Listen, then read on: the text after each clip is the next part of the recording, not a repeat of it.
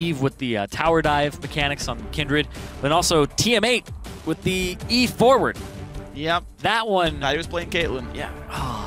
It cost them a lot. That was where the game really got out of hand. Yeah. Was that play, because immediately there was already a TP coming in from Keane when that happened. Yeah. So he was being flanked around. Immediately flash pulverized from Xpecial again to capitalize on that mispositioning. So they were already ready for that to happen. It was actually quite insane how fast they reacted to that. Yeah, they realized, oh, this guy's APX free. Let's go rock this guy. So that was pretty solid. We get ourselves through the ban phases. Corki is now gone. The Lulu is still dropped away from Turon because he was so good at it last time around, last week we should say. And yeah, there's that Quinn and Fiora ban, just the same as before away from Chris. Make sure he doesn't get anything to Zed for Xpecial. That probably means that you want to run something like a Victor, like maybe a Cass yourself. So. Right? You've got like Ryze and Gangplank, for example, which I feel like you really don't let them leave champ select. Yeah, that's true. Ryze and Gangplank, extraordinarily strong. Corki banned out, so the power picks from APX. Ballista that Dream Team banned last game. Make sure Police doesn't get that. Took it away from Police here as first pick this one. Yeah, because when you pair that up with the champions that Xpecial likes to play, because he's played Alistar now 3 of his games. He's also played Braum and Trundle in 2 of them. But every time he's playing one of these beefy supports, allowing Xpecial to have a go button and make these calls and be aggressive is how they start making these team fights even just blow up in their favor on Apex's side. His flash pulverizes, well, he wouldn't have had to do those if he had Kalista with him to throw him in. So that's true. Big playmaker there for Apex. But there you go. Yep, not even trying to change up basically anything. Corki off the table, okay, that's gone, whatever. Alistar Graves still picked up here for the lineup, and this makes sense. They're high priority champions, pick them up right away. I am still slightly surprised again by no Gangplank, no Ryze, but yeah, these champs worked for them last time, you can just do it again. Yeah, I'm expecting a Ryze or a Gangplank sometime in this champion select. Chris, I know that he plays both those champions. Yeah, fairly well too. Yeah. Oh, not going to happen yet. Nidalee picked up here. Thresh is a safe pick. Dream Team are hiding their solo lanes for now, which again makes sense. I think Blue Team, unless you're getting one of those high priority picks early, like the Ryze GP, etc., if there's nothing like that happening, you save solo lanes for last. You make Red Team show you one. You counter pick that, then you blind pick the other. So they pick the other 3 roles that are sort of less counter pick heavy, it feels like, and just grab those. And I mean, Kalista Thresh is a great duo lane, and Surenfire was actually a solid Nidalee.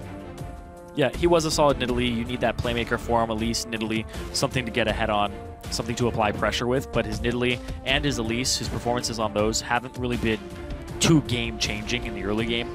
I think the only one was TDK Game 2, where he went 5-2 and 7 on Elise. So, speaking of Elise, though, it looks like Eve might be picking that up. So that will be a Graves top lane for Apex. For Chris, once again, what do you play into this Graves top lane? It's just so hard to figure out what you can actually play against it. I have heard Quinn into Graves top, but that's because they're just both OP. Sure, I mean, they're both really strong in those matchups, yeah. You know, the Gnar did work by mid-game. True. Like, once we got into the split pushes, Chris actually had to cede control a little bit away to Charong when that was happening, so maybe he goes back for that matchup again, knowing what that's going to be. It's a possibility. Of course, Lucian here for Police, he's going to be solid at that one. Corki, of course, off the table, so goes down the tier list and says, okay, I'll just play this one instead. We're not going to be seeing any Ezreal this game, it looks like. Apex saving their mid lane for last, because no duh, it's Keane. You counterpick for him, he's going to win his matchups. And our Dream Team have to put the comp together. Yeah. Last 2 picks for them coming through, but I want to talk about the Lucian for Police. He got Lucian last week in that very long game, was the best performer on his team by far. If you look at the kills, it's 5 for their top laner, 3 for their jungler, and then there was 0 on support mid, and he had 12. Yeah. So he's like easily over half of the kills. So he's 12, 2, and 4 on Lucian. Very, very big for the team, and they picked Lulu and Nidalee, so they were able to give him a lot of attack speed. They were able to give him a lot of movement speed and healing. So Keane actually played a supportive role in that game alongside Police. Yep, and he can definitely carry this game. Lulu, though, is off the table right now. And speaking of supportive champions, by the way, Zillion mid, Nautilus top. So the only real threats here are the Nidalee and Kalista here of Dream Team. So really playing around that. I do like Zillion alongside Nautilus, though. He can get in there. He can land those targeted like auto attack routes and comp everything together from there. So the catch potential is here. However, Zillion, I feel like, is pretty bad into Kassadin. So not going for the matchup. It's going to be Orianna after all, so forget what I said anyway. Orianna in the mid lane for Keane. That is what we saw Jensen play into I GBM. believe, GBM, Zillion, and C91, so I guess that works. Keane saying, yeah, I'll do that too. No big deal. Yeah, you just farm. Zillion doesn't have kill pressure on you, or he shouldn't if you're playing it correctly. You just shield yourself, stay out of the bomb range, etc. You don't have to kill him. You really don't have to kill Zillion. You will just out-farm him, and then you'll get to the point where you're way more impactful in team fights. And your wave clear is better. So around level 12, Zillion just misses CS because double bomb isn't good enough to deal with how the waves are pushing in. So yeah, playing the farm game eventually just makes you win the farm game as well, just sort of by the champion interaction. So there's actually a lot, I think, that does go in the favor here of Keane in this matchup. But the Zillion was picked for a reason. Like, it's easy to look at the deficits that Zillion has and the weaknesses here in the matchups. Oh, he doesn't kill you very often. Oh, his CSing kind of sucks, and yet there's still the reason to pick it. So I want to see what he can do in this game. If Dream Team can pick up this win, we'll see if it happens. If you guys think it can happen, then you can vote and tell us if it's going to be the case. Tweet at LOL Esports, hashtag DTWin, or hashtag APXWin. Let us know who it's going to be. Apex, though, 5-0 in game scores. This could be their third straight best-of-2 victory here in the Challenger Series.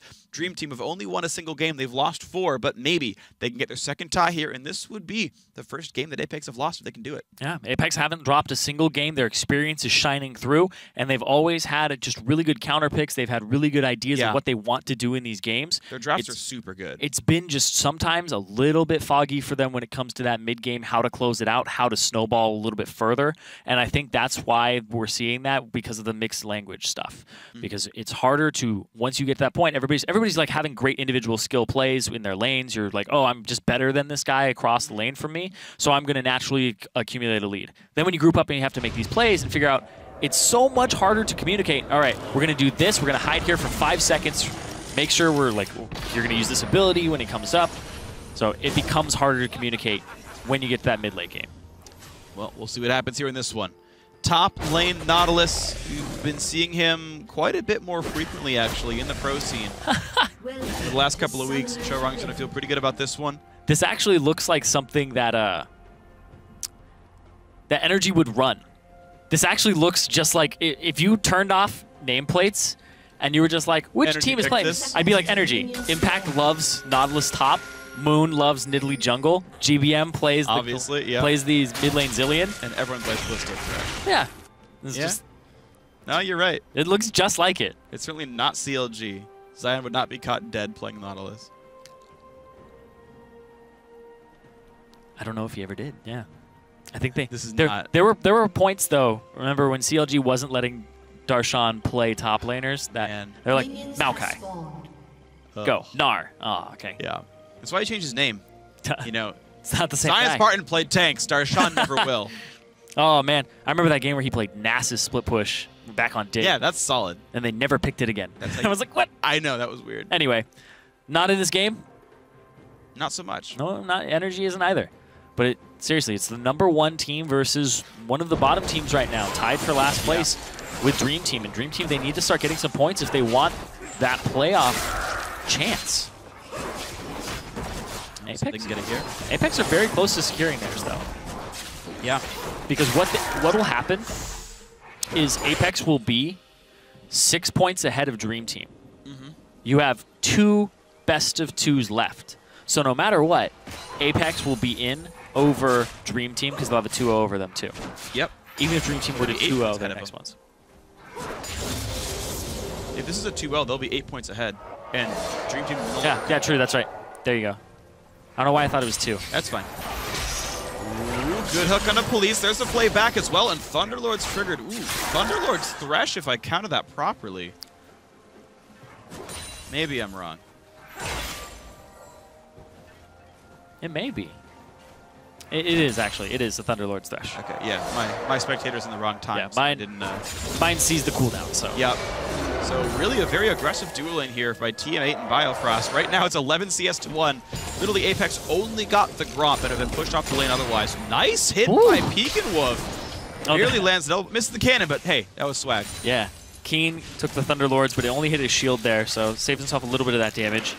Down bottom, though, things are getting really rough. TM8 and Biofrost, I think he got another Thunderlords off, and you can see Police's HP in this gigantic wave that he's pretty much relegated to farming behind this his turret.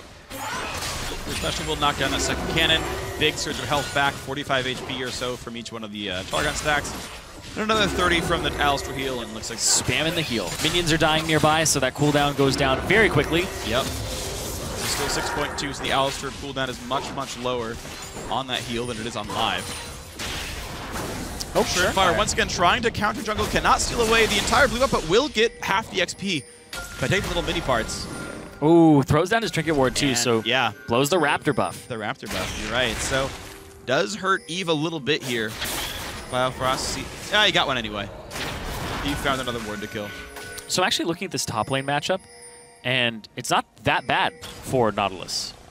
Doing okay. You have to worry down here though. Ooh. Great hook in. What? How do you miss that javelin? Special was dead. Is he though? Flash Rend Ignite needs one more tick after this. You won't have it. Wow. That is such a heartbreaking miss. He was gone if Surenfire hit that, and he had no reason to miss. Oh man. Even at that point, you think about it, it's even if that had missed or had even if it missed, changing or giving auto attacks with your red buff may have been just as good. Sure. But yeah, I think at that point when you have a red buff on Nidalee, just get some auto attacks in. Make sure they're slowed. But he gets jerked towards the wall and it just goes flying past. Boop, boop. He got an auto right after, right? He Q auto. Oh. Oh. Ooh, flash pounce, Surenfire. What? The spiders. Blocked and now shielded as well. Flash burned by both. Surenfire did not have to flash chase. He almost got him with it. So this is the type of player that Surenfire likes to be. He likes to invade, and he also likes to get all of this damage off. Nidalee, Elise, two of his favorite champions to play to get that early game dominance. And it's showing right now over Eve, but Eve has done this both games. He goes for the tracker's knife to make sure that he can just continually put down wards and keep track of Surenfire. Ooh, he nearly got that stun off onto Keane. If it landed, that would have meant a Thresh Hook from Biofrost. So Dream Team, it's amazing. They are coming out swinging in these games, right? Game one, they're like, we're making this lane swap thing happen and keep up with us if you can. And Apex just barely did. This game around, heavy invades, looking for the plays onto Keane, and that's going to be the fly. Has to flash to get out. Nearly got the stun, but either way, that is Keane losing flash. Dream Team really pushing aggressively, and it is working. They have to, in my opinion, at least, Absolutely. because the way that this comp is built, it's all TM8 and a little bit of Surenfire. Peek and Wolf will have some damage too, but it's mostly that. You have a lot of tanks, you have a lot of people who are going to be peeling. So making early game moves and making sure you're at a larger advantage will kind of compensate for the lack of multi-threats. And look how many flashes these aggressive plays have burned. 4 flashes missing from Apex right now. Only Police has one on this Lucian. Dream Team have any lane to go to gank. See if they can make something else happen here. He's getting cleared away. Summon a teleport used by Peek and Wolf to get back in the mid lane, and he is out-CSing Keane so far, as Keane has had to play a bit more defensively to stay alive. 600 gold lead, though, already for Dream Team. Dream Team looking for some points and to hand Apex their first loss. I mean, it's only 6 minutes in, of course. Yeah, but they're winning mid and bot lane. They weren't winning early on before. They were early on, and then the kill went over. Yeah, first blood flipped it, and they never looked back afterwards. See how much more they can get. Surenfire walking back into this bot lane. Alistar is only level 4, so no threat of like surprise ulti. Headbutt into the wall. And they know Surenfire. Pulverize now. Just waste his time. Yeah. We'll get the scuttle anyway.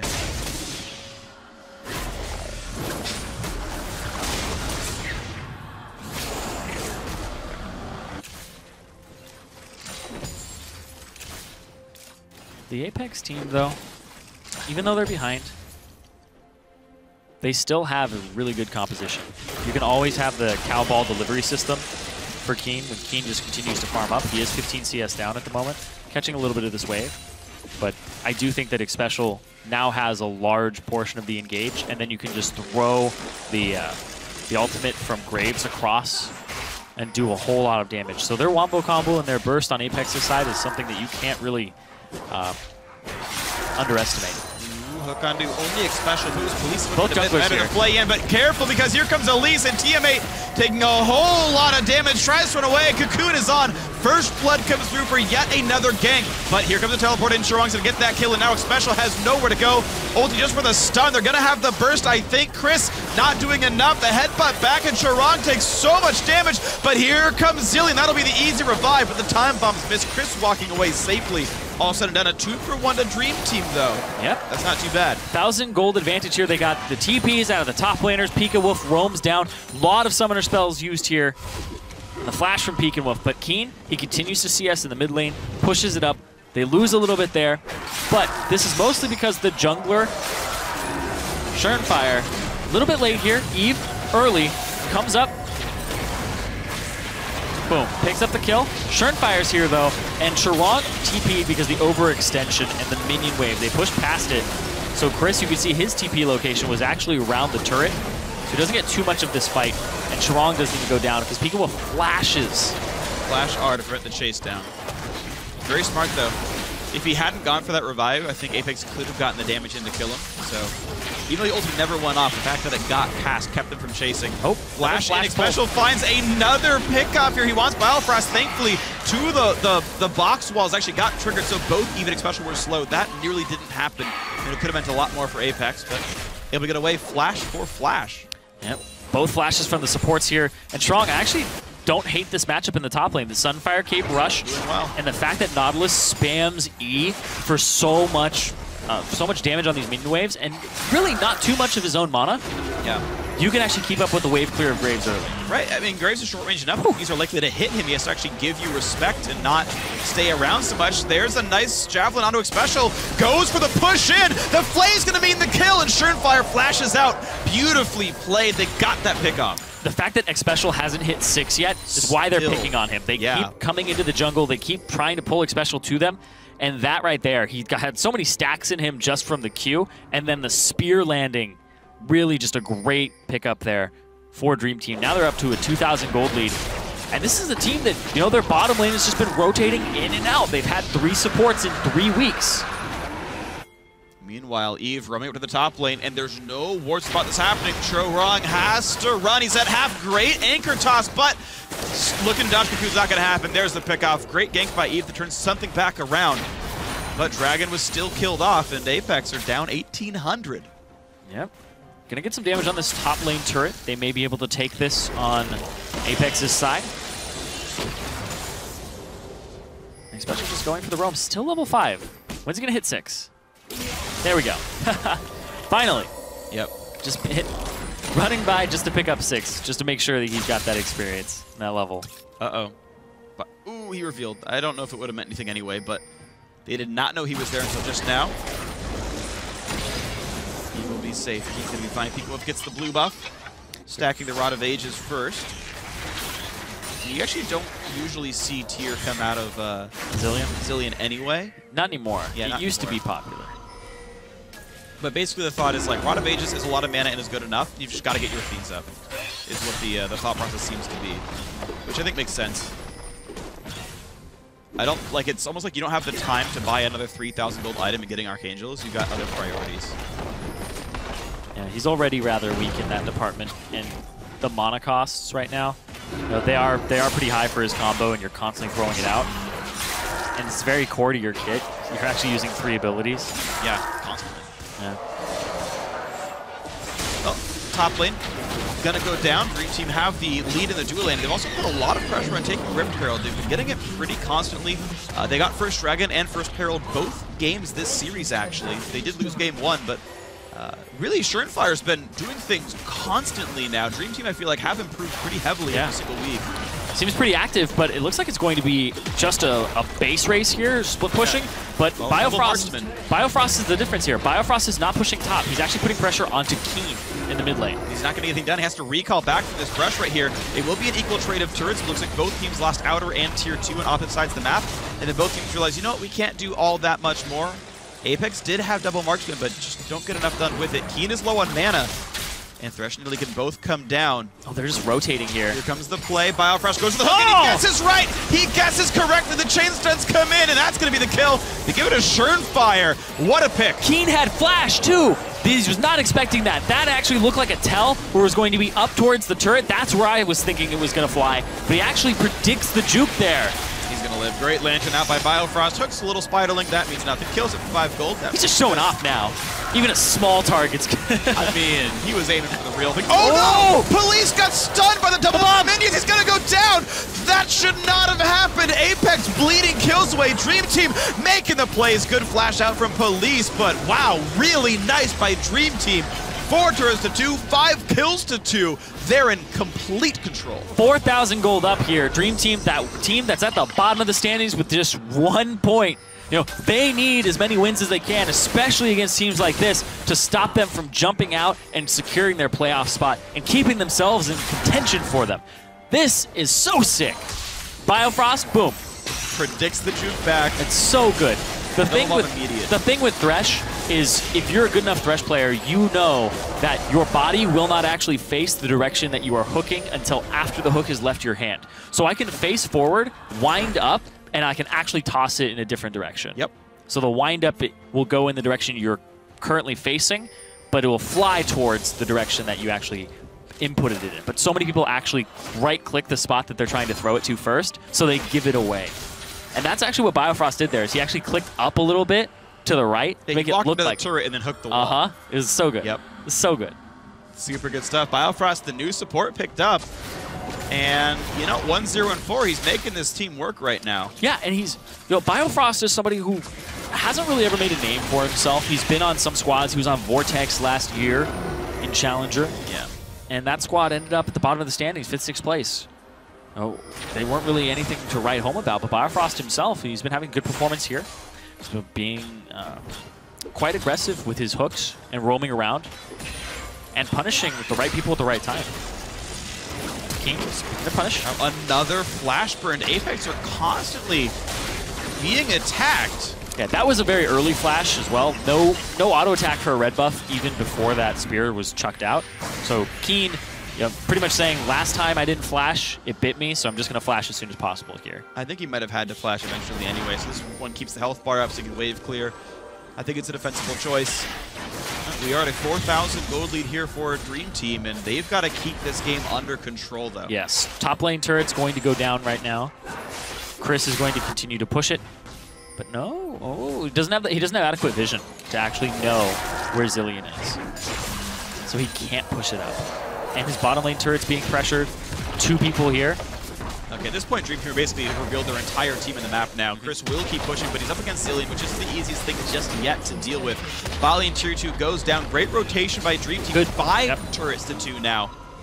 And Dragon should be up shortly here, which means even more to be picked up soon. Yeah, like you said, it's really good rotation. And honestly, I was doubting the Zillion pick a little bit, but PeekAndWolf is showing that he's quite proficient on this champion, despite it being one that we don't see a lot of people pick up ever. Chris, though? Play in this top lane. PeekAndWolf is running, and looks like he can outrun water balloons here, so Chris won't get anything done. But that leaves room for the rest of the team to walk down to this bot side of the map. You can see Nidalee right now on top of the Dragon here, and just look at the blue wards. Look at the line of vision here. There is no chance that Apex can stop this Dragon without getting spotted on the way across. Dream Team have done an amazing job of pushing their wards up across the map and prevented really anything from happening. Yeah, they have really good sense too. They see multiple people on the top side of the map. Biofrost and Charong heading towards this top lane to reinforce where PeekAndWolf is. 3-on-3, whereas they have TM8 clearing up the mid lane still. So continuing to get farmed there. Assure and fire backs. 2 Rod of Ages, so they're still stacking here on Dream Team's side. Let's see now what else can happen here.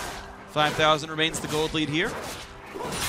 Rod of Ages, double Rod of Ages actually is stacking right now, so it's interesting because it's the team that's winning, but yet they kind of need to wait for these items to stack up.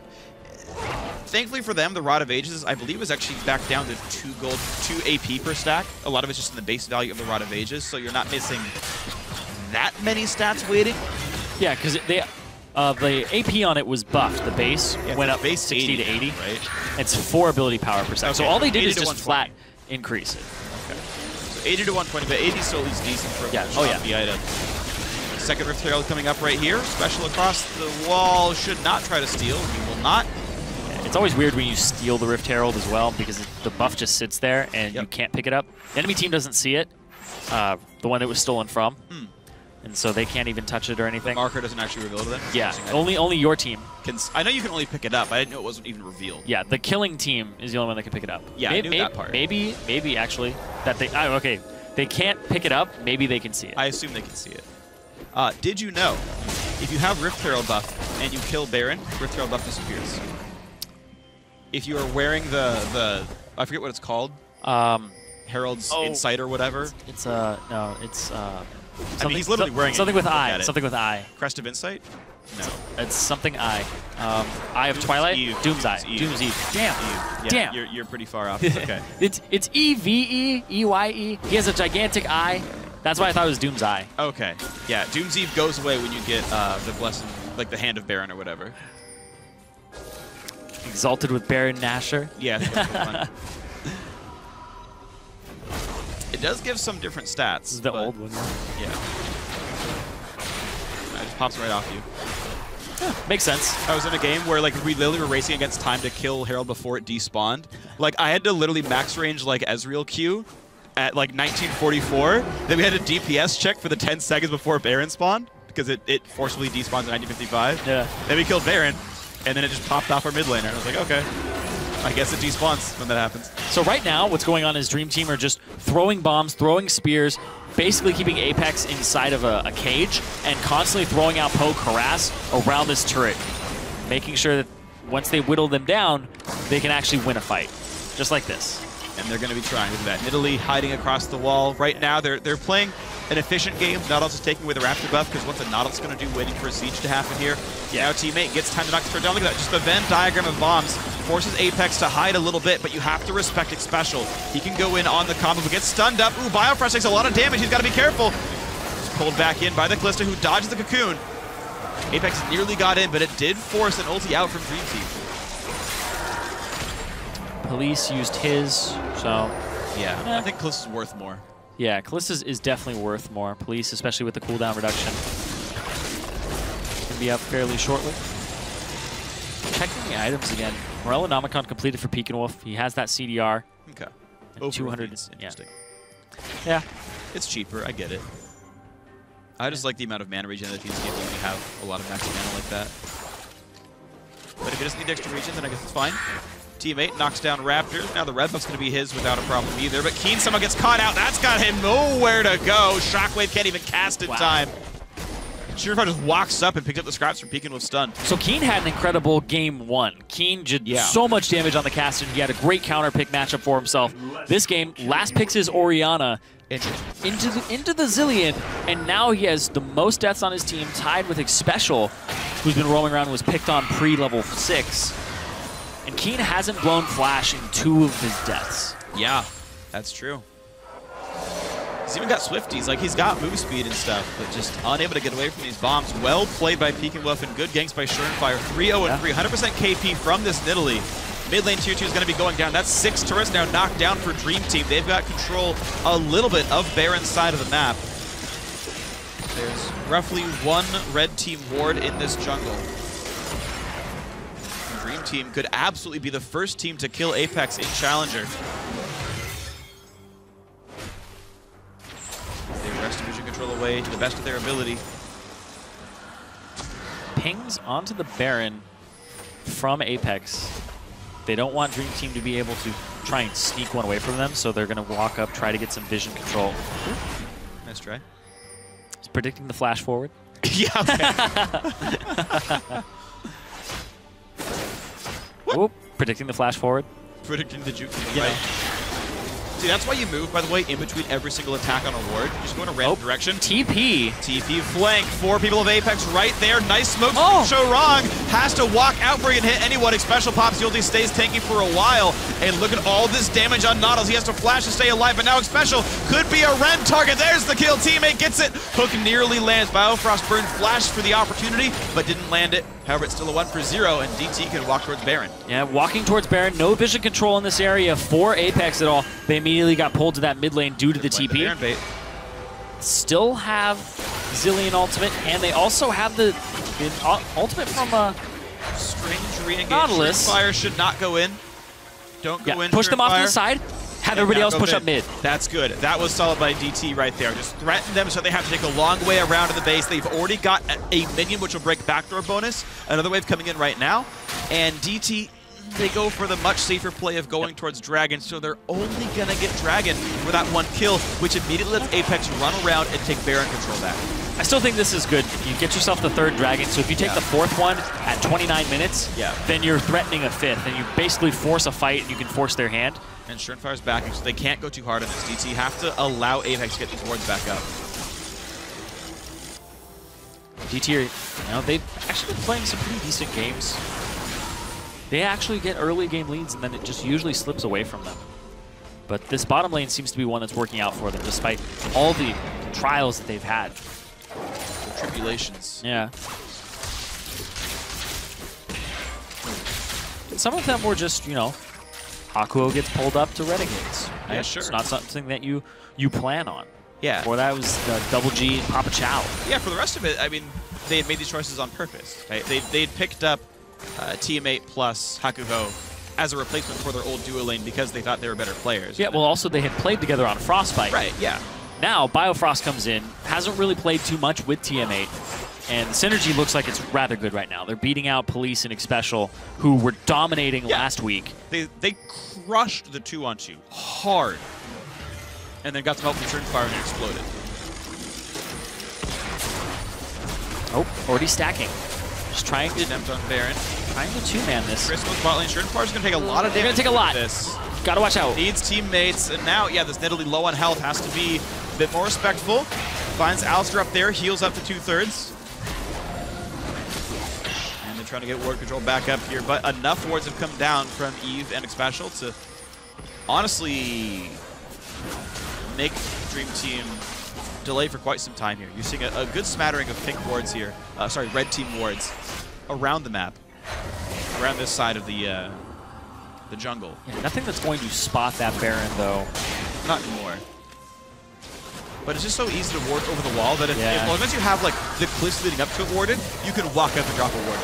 And there's nothing stopping you from doing that. So you need 2 layers of wards removed for a Baron bait or even a Baron rush to work from Dream Team. Blue buff taken down. Looks like it did go to Surenfire there. So great buff steal here from Dream Team. Oh, Biofrost. Oh, just splits the uprights on the hook. He's got to be careful. He's going to get the ult from Callista just in time, but teammate got stunned by Cocoon. Has to run away through, flash, and heal. And that gives Apex control a bit more. Yeah, it gives them control for a good while, too. Not having that flash and that heal as well as what can save Biofrost with the Fate's Call. They have to back off. They have to give over and cede map pressure to Apex for a little bit. That was big, though. Biofrost going for really kind of a greedy play there. Yeah. Even if he had hooked, I don't think anybody could have followed up because he was just on the complete opposite side of his numbers. And totally agree. Didn't turn into much. It did turn into a bunch of lost summoners, multis, and whatnot, and it gave a little bit of time back for Apex, who are down 7,000 right now and could get back in with pushing these waves out. The teams have been allocating their farm differently as well. Chris been getting a lot of the split push.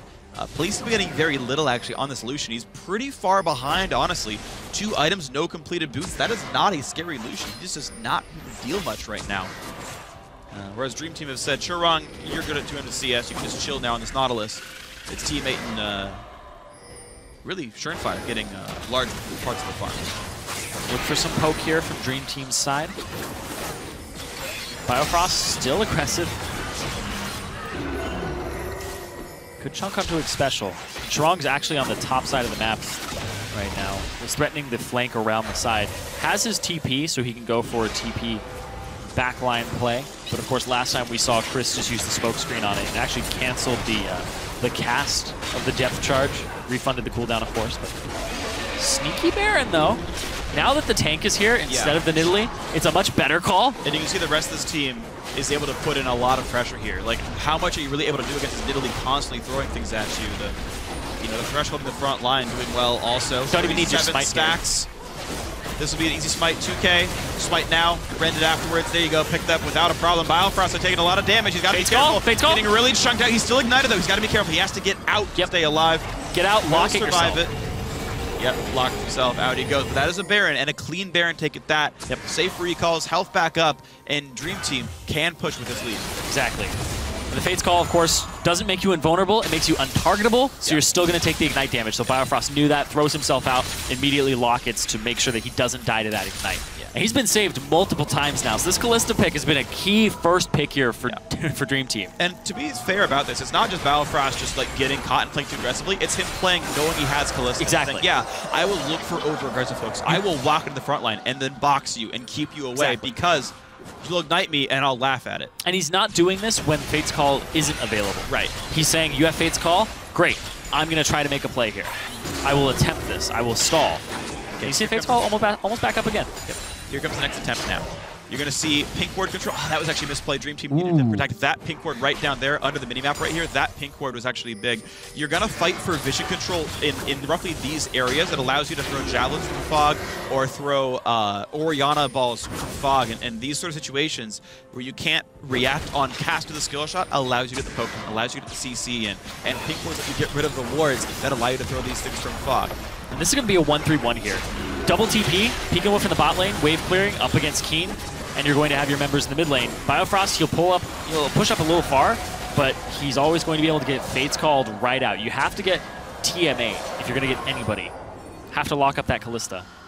And Kalista actually has gone for a, I would say, slightly greedier build in that he's gone for Bloodthirster instead of Mercurial Scimitar. Yeah.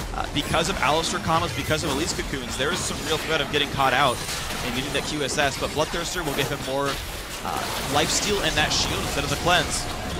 So far, he's going to be okay. Bottom lane still under fire. Bottom lane still taking some damage. Mid lane turret below half HP. Surenfire tanks the killing to keep the cannon minion alive. Apex cannot kill that easily. Finally does go down though.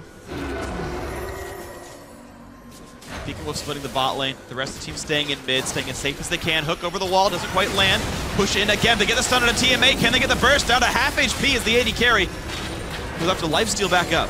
The reason they're not able to actually get any follow-up is Keane has to go bottom to wave clear, so you don't have the Shockwave. Imagine if Shockwave was there. They would have had all three members that were standing there. Police needs to be the one. Police or Chris needs to be the one that actually does the split pushing to keep the wave alive. The CC members need to be part of the groups that you can wombo somebody and follow up off the Alistar combo. Instead, bot lane and hip turret goes down. Mid lane and hip turret will go down with one more auto attack. And Dream Team now pushing into the base. Both inhibitors exposed with an 11,000 gold. And now you go for Dragon and possibly threaten a fifth and have that win condition alongside getting these inhibitors down. 30 minutes in. Dragon 4, no contest at all. They can keep clearing the jungle away, and you can see the farm numbers continue to increase for Dream Team as Apex are not allowed to leave their base. They can't contest jungle camps. They can't contest any of this farm or these dragons. I mean, Apex literally only have 2 kills and 2 turrets this entire game. Did I see? Hold on. Sorry. What did you think Random. you saw? I think I saw a crit. From? Okay, yeah, never mind. He's got the 30% crit chance from Runance. Yeah. So he got like 200, like a 200 crit there. I was like, oh, okay. Yeah, makes sense. Anyway. One of my favorite changes, Hurricane is yeah, crit. Like by Infinity Edge, I feel great about it. God, it's one of those things, whenever I see a Kalista crit, I'm like, oh yeah, it does that now. Yeah. Yeah, it's a tiny number all the time, too. You see like 97s pop up. You're like, sure. What? Because your total attack damage before Bloodthirster is like 170. Yeah, but a great thing as well with the Runans for Kalista is not only does it stack up and apply your rend, it stacks Fervor of Battle faster, and each bolt applies Fervor of Battle. So full strength. You're pretty much getting like 100. Yeah, you have like 108-ish on hit damage, plus 6% current health.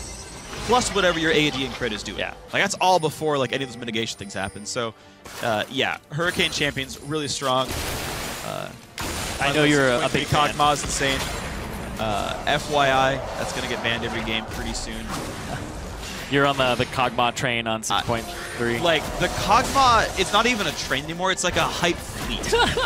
You played like 2 games of it. And I started 0 and 5 into the most damage in the game. Like, Kog'Maw's ridiculous now. Okay. He's not in this game. Why are you telling everybody? Now they're going to go play. So keep your secrets. I would rather talk to the community than win games, okay? I'm selfless.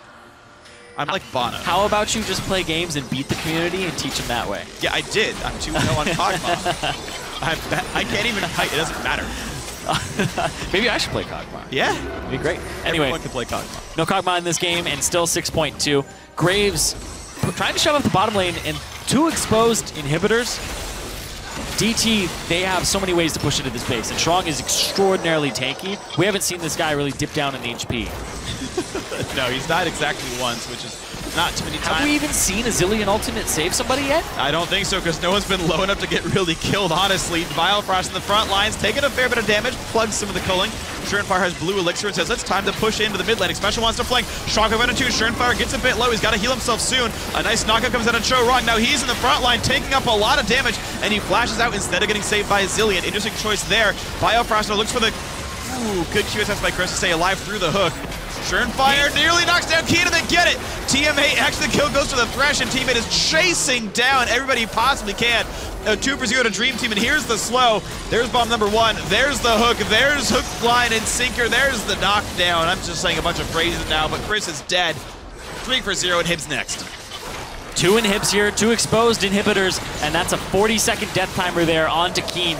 Wave clear is pretty much just in the hands of police. They're going to get some turrets here, Phreak, and they might hand Apex their first loss of challenge. Absolutely going to be the case here. More than just turrets. It's going to be 10 turrets, 2 inhibitors, and a Nexus. And you said it, Zirene. The first loss of the season for Apex at the hands of Dream Team, who were tied in last place coming into the day. Making it happen. Everybody on the team showing up huge. Pika Wolf on the Zillion. The new support making it work in the duo lane. And Dream Team get a very well-deserved win. And Dream Team, like you said, handing Apex, a squad that we thought had the possibility of going undefeated throughout the Challenger Series, hands them their first loss. They looked really rocky in that first game, but they still had an advantage, and then it came down to the pressure and the flash pulverizers from Xpecial to pull that win out for Apex. Dream Team, though, this game, just full bot lane domination. They gave over the Alistar again, but they didn't care. They kept punishing it pre-6, and then they snowballed off of that, and they were able to actually pick up a whole lot. And I think that Surenfire, you know, we've been hearing a lot about him. I heard when he came over from Australia, he's just a guy, young kid that wants to play an aggressive style. This is the first game that we've seen him really kind of unleash. Yeah. 100% kill participation at the end of the game as well on this Nidalee. Yeah, it finally worked out for him strongly. It was interesting because Dream Team came out swinging this week. Like, I was not expecting to like this team very much, realistically. I were up against Apex, who just have a bunch of names you guys know from professional play. It's such a strong team on paper, and they were 4-0, then 5-0. But Dream Team was like, no. We have our plans, our early game. We're going for it. Surenfire said, I don't care that you played in the LCK. I'm invading your jungle. I'm going to take you down a notch. And he did that to Eve. It was honestly impressive. Yeah, he had the most damage in the game as well, making use of his poke. And it's actually a pretty good margin there by about 4,000 gold for himself, or 4,000 damage. But another thing that I think is really impressive here is the fact that they also had a new bottom lane. Yep. Right? They had a new bottom laner that hadn't synergized before, and they took away the partner that TMA came into the team with and had played all through the Challenger qualifiers with. Right. They're just like, here's a new guy, and they take that game over somebody that was dominating the first one. And they beat Police and Xpecial 2-on-2, straight up. Impressive stuff. Really good game here by Dream Team. And actually, we're going to get a word from some of their members. So, Surenfire, I believe you are here to talk to us, man. Good night, mate. What's up, man? Been saving that one. So, talk to me about this series, because, I mean, you guys had won like a single game. These guys were undefeated. How are you able to come in and be like, no, Eve, I'm gonna give you a spanking here? Well, I think it's a team game, but Nidalee is a really strong pick right now. Even though everyone says it sucks, it's really strong if you know how to use it. So, I think it's more like the jungle matchup and how experienced I am on Nidalee. I don't think it's necessarily like jungler to jungler. So yeah. So you're talking about how everybody thinks Nidalee sucks and they just aren't playing it right. What do you think is the big difference between you playing Nidalee successfully and somebody who's not? What are they doing wrong? Well, first you have to like mechanically get it right, which is like there's a lot of like small things you can do.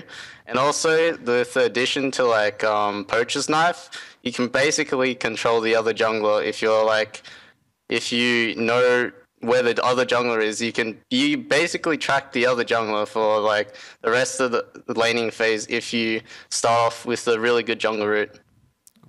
And that happened. So you talked about it being a team game, so that was more than just, of course, you. What sort of were your teammates doing that allowed you to set up here? Because you had such a, like, I'll rephrase. What was able to allow you guys, what allowed you guys, there we go, rephrase for the next time. What allowed you guys to come out so strong here in game 2 where you had control the entire way through?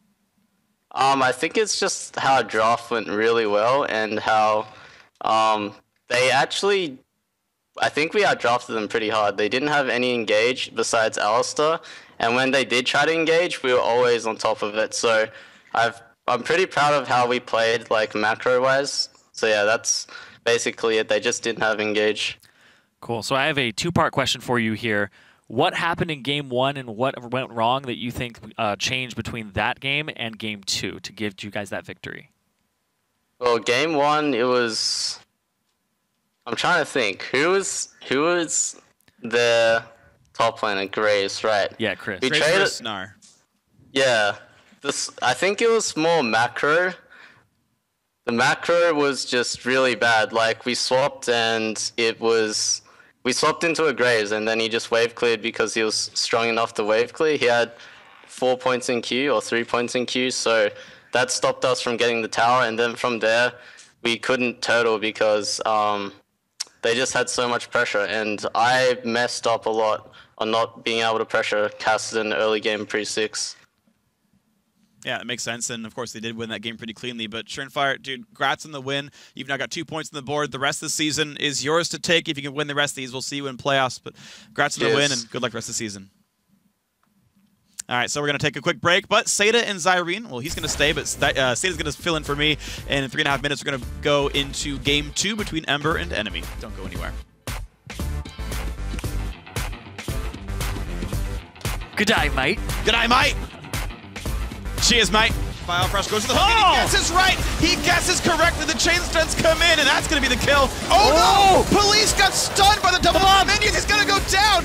That should not have happened. Apex bleeding kills away. Good QSS by Chris to stay alive through the hook. Fire nearly knocks down Keane, and they get it. TMA, actually the kill goes to the Thresh, and teammate is chasing down everybody he possibly can. 10 turrets, 2 inhibitors, and a Nexus. And you said it, Zirene. The first loss of the season for Apex.